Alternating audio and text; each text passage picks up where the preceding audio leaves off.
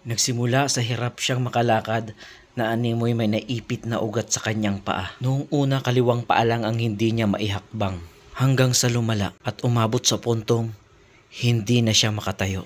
Mas natakot kami nang dumating ang time na halos hindi niya na maiangat ang likod niya sa higaan hanggang sa lumabas ang result ng kanyang laboratory at siya ay na-diagnosed ng blood cancer.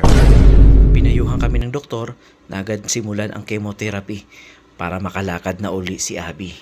Noong una, natakot kami na simulan ang chemotherapy dahil unang-una, wala kaming pera para tustusan ang nasabing gamutan. Pangalawa, baka hindi kayanin ng aming anak at baka mas lalo niyang ikapahamak. Pero lumuhod at nanalangin kami sa Diyos. Natulungan kami para makayanan namin to. Agad na kinasangkapan ng Diyos ang mga kaibigan, kakilala, kamag-anak at kahit hindi kakilala na sumuporta sa amin at nagpaabot ng tulong.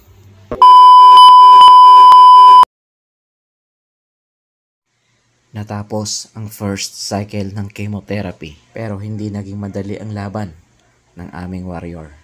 Andyan yung sakit, iyak at takot, pero salamat sa Ama, di niya kami iniwan. Ito na ang aming warrior ngayon. Unti-unti nang bumabalik ang lakas sa kanyang mga binti.